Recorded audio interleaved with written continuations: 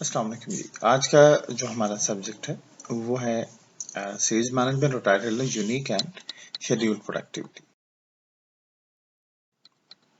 हम स्टार्ट करेंगे basically FMCG से। हम अक्सर ये वर्ड सुनते हैं एफएमसीजी, लेकिन कुछ लोगों को एफएमसीजी का मतलब और मालूम नहीं है कि ये क्या है, किस चीज़ का मुकफ़फ़ है और ये क्या चीज़ है, जिसके लिए थोड़ा सा क्विक रिव्यू लेंगे। एफएमसीजी कहलाता है फास्ट मूविंग कंज्यूमर गुड्स। तो फिर ये सवाल ही उठता है कि जनाब कंज्यूमर गुड्स जो है वो फास्ट मूविंग कंज्यूमर गुड्स कौन सी होती है? ये हाई सेलिंग कंज्यूमर गुड्स होती हैं। ये प्रोडक्ट्स होती हैं जैसे कि चाय, toothpaste, soap, detergent, biscuit, snack, shampoo, जिनको हम फास्ट मूविंग कंज्यूमर गुड्स कहते हैं। अब फिर अगला सवाल यह है कि हमें ये तो मालूम हो गया कि ये फास्ट मूविंग कंज्यूमर गुड्स कौन सी होती हैं, इन्हें क्यों कहते हैं। इसलिए कहते हैं कि ये हाई सेलिंग होती है, नंबर वन। नंबर टू, इसलिए हाई सेलिंग होती है कि इनकी हाई कंजम्पशन होती है कंज्यूमर्स में, इसीलिए इनको फास्ट मूविंग कंज्यूमर गुड्स कहा जाता है। अब अगर इसकी एग्जांपल लें, हम कुछ प्रोडक्ट्स होती हैं जो हमारी शॉपिंग गुड्स होती हैं। शॉपिंग गुड्स से मुराद जैसे हमारे घर पे घरों पर एसी है, रेफ्रिजरेटर है, ये इस टाइप की चीज़ें होती हैं जो कि हम जिनकी परचेज की जो फ्रिक्वेंसी है वो ज़्यादा नहीं होती, कम होती है, क्योंकि इनकी लाइफ भी ज़्यादा होती है। इस वजह से हम इन प्रोडक्ट्स को जो है यानी रेफ्रिजरेटर को, एसी को जो है हम इतनी फ्रिक्वेंसी से नहीं परचेज कर रहे होते। तो जिन प्रोडक्ट्स की हम बात कर रहे हैं, चाय, toothpaste, soap, detergents, biscuit, snacks, ये फास्ट मूविंग कंज्यूमर गुड्स कहलाती हैं क्योंकि इनकी परचेज सेलिंग की फ्रिक्वेंसी जो है वो ज़्यादा होती है, इसका और कंज्यूमर की कंजम्पशन भी ज़्यादा होती है। आगे चलते हैं हमारे सब्जेक्ट पे, that is unique shop productivity. Unique shop productivity जो है वो इस तरह से है कि सबसे पहले हम इसमें प्रोडक्टिव शॉप्स देखेंगे, फिर यूनिक के कॉन्सेप्ट पे जाएंगे। यानी शॉप प्रोडक्टिविटी क्या होती है कि number of shop which purchase item. Number of shops purchase item से मुराद ये है कि जो वो दुकानें जिसने हमारे प्रोडक्ट को परचेज किया, यानी हम यहाँ पर ये बात कर रहे हैं कि वो दुकानें जिसने हमारी प्रोडक्ट को परचेज किया वो प्रोडक्टिव शॉप्स कहलाती हैं। एक ऑर्डर बुकर है, ऑर्डर बुकर की अगर एक दिन की शॉप्स 20 से 25 हैं और 25 में से मिसाल के तौर पर उसकी अगर 20 दुकानें ने प्रोडक्ट या आइटम कोई भी चीज़ परचेज की, चाहे एक SKU परचेज किया हो या मल्टीपल चीज़ें परचेज की हो, तो वो जो दुकानें होंगी जिसने कोई चीज़ परचेज की होंगी वो उसकी प्रोडक्टिव शॉप्स कहलाएंगी। अब हाउ टू कैलकुलेट शॉप या आउटलेट प्रोडक्टिविटी। शॉप भी कहते हैं, आउटलेट का वर्ड भी यूज होता है कभी कभी, पॉइंट ऑफ परचेज यानी POP, पॉइंट ऑफ परचेज का वर्ड भी हम शॉप के लिए यूज करते हैं। तो कैसे कैलकुलेट करते हैं शॉप प्रोडक्टिविटी, इसमें हम आते हैं। तो पहला फॉर्मूला बड़ा सिंपल है कि number of shops which purchased item, यानी वो शॉप्स जिसने आइटम को परचेज किया, divide by total number of shops.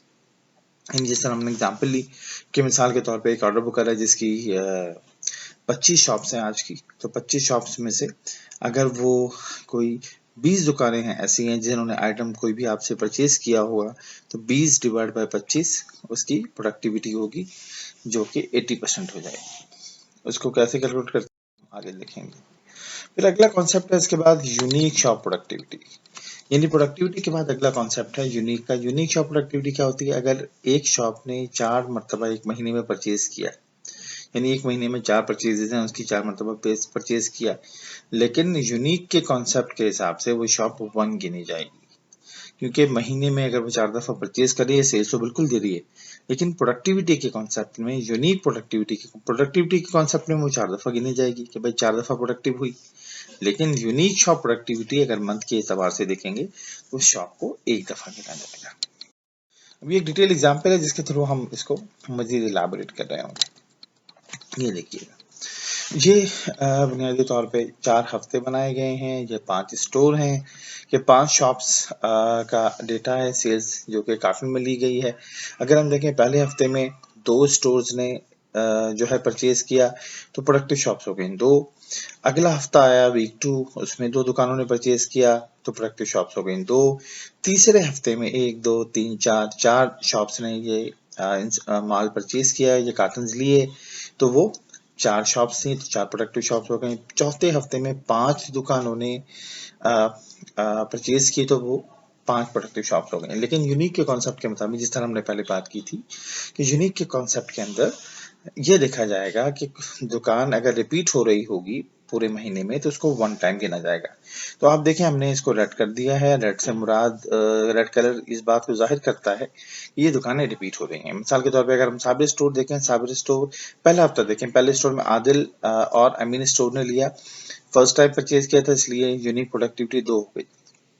दूसरे वीक में साबिर एंड आदिल स्टोर ने लिया है, लेकिन आदिल स्टोर चूंकि रिपीट हो रहा है, Sabir store first time purchase कर रहा है, तो इसकी यूनिक प्रोडक्टिविटी 1 हो गई। तीसरे हफ्ते के अंदर 4 स्टोर ने लिया है, लेकिन ये 3 स्टोर साबिर, आदिल और अमीन स्टोर जो है वो रिपीट हो रहे हैं, इसलिए उसको यूनिक प्रोडक्टिविटी का शामिल नहीं किया जाएगा। और सैयद स्टोर ने फर्स्ट टाइम परचेज किया तो उसको यूनिक प्रोडक्टिव शॉप में आपने ले लिया 1। चौथे हफ्ते में सिर्फ वसी शॉप एक शॉप है जिसने अभी तक नहीं लिया था और वो यूनिक शॉप थी इस महीने में, इस वजह से यूनिक होने की वजह से उसको यूनिक प्रोडक्टिव शॉप में शामिल कर लिया गया। अब unique productivity in a week अगर फार्मूला आप निकालना चाहें तो बड़ा सिंपल है कि भाई फर्स्ट वीक के अंदर अगर आप यूनिक शॉप देखें तो 2 डिवाइड बाय 5 40% की यूनिक प्रोडक्टिविटी आ गई। तो दूसरे हफ्ते में अगर इसको वीकली देखें 1 डिवाइड बाय 5 ये 20% हो गई। तीसरे हफ्ते में यूनिक 1 डिवाइड बाय 5 20% हो गई, 1 डिवाइड बाय 5 और ये 20% हो गई। और अगर हम इसको क्यूमुलेटिव भी देखना चाहें कि पहले हफ्ते में 40 थी, दूसरे हफ्ते में दोनों को मिलाकर 60 हो गई, और फिर तीसरे हफ्ते में तीनों को मिलाकर 80 हो गई, और फिर यहाँ पर 100 हो गई।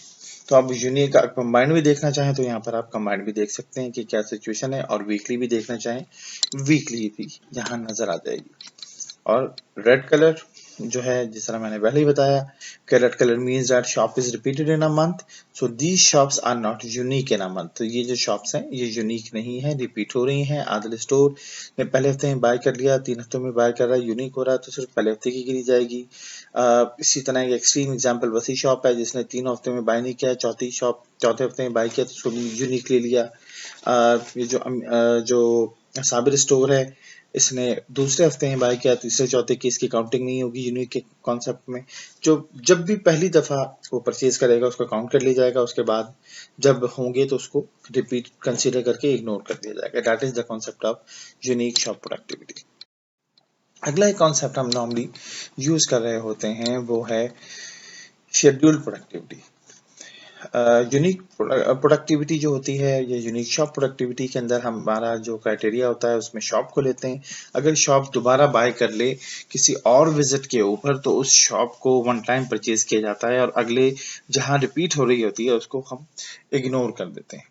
लेकिन जो हम शेड्यूल प्रोडक्टिविटी का जो कॉन्सेप्ट है, शेड्यूल प्रोडक्टिविटी के अंदर क्या होता है, शेड्यूल प्रोडक्टिविटी में ये होता है कि इसको यहाँ हम शॉप की जगह विजिट को कंसीडर करते हैं कि भाई हमारे विजिट की इफेक्टिवनेस रही क्या। तो यहाँ हम जो बात करेंगे विजिट की बात करेंगे कि ये विजिट जो शॉप के ऊपर हो रहा है वो कितना इफेक्टिव है, यानी कितना ज्यादा प्रोडक्टिव है। इसका जो तरीक़ेकार क्या होता है अब हम आगे आपको बताते हैं। सिर्फ एक यूनिक और शेड्यूल का कंपैरिजन है कि यूनिक शॉप प्रोडक्टिविटी कैलकुलेट की जाती है यूनिक शॉप्स के ऊपर, शेड्यूल प्रोडक्टिविटी कैलकुलेट की जाती है नंबर ऑफ विजिट्स। इसको कैलकुलेट करने का जो तरीक़ेकार है वो ये है, number of shop purchase any item, यानी जो जितनी शॉप्स प्रोडक्टिव हुई, यानी जिन शॉप्स ने परचेज किया कोई भी आइटम वो कितनी थी, divide by total number of visits. बाकी जब हम एग्जाम्पल पे आएंगे तो हमें इंशाल्लाह क्लैरिटी आएगी इसकी। अब एग्जाम्पल को देखते हैं। एग्जाम्पल के अंदर हम ये देखें तो ये 4 वीक का डेटा मौजूद है, week 1, week 2, week 3 and week 4, और वही स्टोर्स हमने लिए हैं 5 शॉप्स, और जो यूनिक का डेटा हमने यहाँ प्लॉट कर दिया। ये 2 दुकानें यूनिक हुई, दूसरे वीक में ये 1, तीसरे वीक में 1, चौथे वीक में ये 1, तो 4 यूनिक तो हो गए। तो यूनिक प्रोडक्टिविटी जिस तरह हमने पहले कैलकुलेट की थी वो सामने आ गई। अब हम आते हैं जो हमारा अभी का कॉन्सेप्ट है जिसमें हम बात कर रहे हैं शेड्यूल प्रोडक्टिव शॉप्स के ऊपर। तो हम सबसे पहले तो देखेंगे कि शेड्यूल विजिट्स हमारे कितने प्रोडक्टिव हो रहे हैं। वीक 1 के अंदर हमारे 2 शॉप्स हैं जो कि प्रोडक्टिव हुई, ये हमने लिख ली। वीक 2 के अंदर जब हम गए तो वीक 2 में हमारे 1 एंड 2 ये 2 दुकानें हमारी वीक 2 में मजीद जो हमारे विजिट्स थे 5 विजिट हमने किए तो 2 दुकानें प्रोडक्टिव हुई। पहले 2 थी, अब 2 हो गई, ये 4 विजिट्स हो गए, ये प्रोडक्टिविटी आ गई। और विजिट प्रोडक्टिविटी है शेड्यूल प्रोडक्टिविटी। तीसरे वीक में गए तो 1 2 3 4 दुकानें प्रोडक्टिव हो गई, पहले 4 थी अब 4 हो गई तो टोटल 8 हो गए। इसी तरह चौथे वीक में 1 2 3 4 5 शॉप्स प्रोडक्टिव हुई। पिछले हफ्ते में 8 थी, यहाँ 5 है तो 8 प्लस 5 का 13 दुकानें जो हैं वो प्रोडक्टिव हुई हैं।